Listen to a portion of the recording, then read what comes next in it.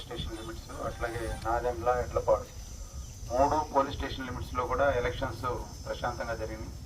ఎక్కడ కూడా గొడవలు జరగటం కానీ కేసులు ఎక్కువ రిజిస్టర్ చేయటం కూడా లేదు. ఒక కావూరులో చిన్న ఇన్సిడెంట్ అయింది, దాని కేసులు రిజిస్టర్ చేసాం, 2 కేసులు రిజిస్టర్ చేసాం.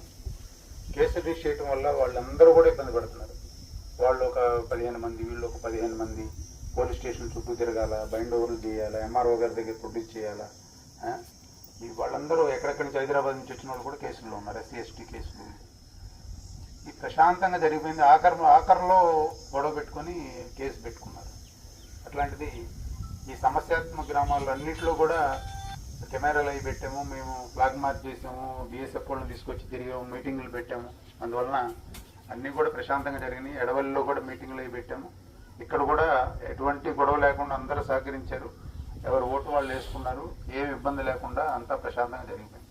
ఇప్పుడు ఉండే పరిస్థితులు కూడా మీరు చూస్తున్నారు. జిల్లాలో మన చిలుకూరుపేట కాన్స్టిట్యున్సీలో ఎట్లా ఉన్నాయి, అట్లాగే నర్సరావుపేట కానీ, గురజాల కానీ, మాచర్లు కానీ ఎట్లా ఉన్నాయనేది చూస్తున్నాం. ఎవ్వరు కూడా గ్రామాల్లో మనుషులు అనేది లేరు, ఇళ్ళకి తాళాలు వేసి వెళ్ళిపోయి ఉన్నారు. ఆ పరిస్థితులు ఇప్పుడు గ్రామాల్లో అన్ని కాన్స్టిట్యున్సీల్లో 144 సెక్షన్ ఉంది. 4 కన్నా ఎక్కువ గుంపులుగా తిరగటం అనేది కూడా ఎక్కడ చేయకూడదు. ఈ కౌంటింగ్ సందర్భంగా కౌంటింగ్ ఉంది కదా అని కౌంటింగ్ సెంటర్ ఎక్కడ ఉందో జేఎన్టీయూ నర్సరావుపేట దగ్గరికి అక్కడికి వెళ్ళినా కూడా అక్కడ వాళ్ళు 144 సెక్షన్ ఉందని వాళ్ళు అలౌ చేయరు.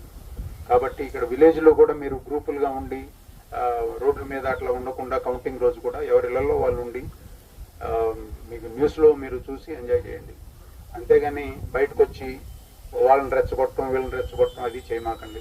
అట్లాగే ఊరు నుంచి వస్తారు, కుర్రోళ్ళు వస్తారు, చదువుకున్న వాళ్ళు, సాఫ్ట్వేర్ ఇంజనీర్లు వస్తారు. వాళ్ళు పొరపాటుగా వాళ్ళు వెళ్ళేసి తాగిన వాళ్ళు కానీ ఎవరన్నా వెళ్ళి ఏదన్నా గొడవ జరగటం ఉంటుంది. మీరు కంట్రోల్ చేసి మీ ఇంట్లో లేడీసు లేదా మీరు కంట్రోల్ చేసి వాళ్ళని వెళ్ళనీయకుండా చేయండి. ఒకసారి కేసులో ఇరుక్కున్నారంటే వాళ్ళు చాలా ఇబ్బంది పడతారు.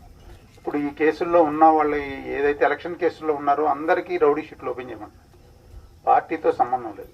ఏ పార్టీ అయినా కూడా గొడవలు చేసి గొడవల్లో ఉంటే కనుక రౌడీ షీట్లు ఓపెన్ చేస్తారు. రౌడీ షీట్లు ఓపెన్ చేస్తే ఇంక వాళ్ళు పోలీస్ స్టేషన్కి పరిమితం అయిపోతారు. పోలీస్ స్టేషన్కి ఎప్పుడు పిలిస్తే అప్పుడు వచ్చి కూర్చోవాలా.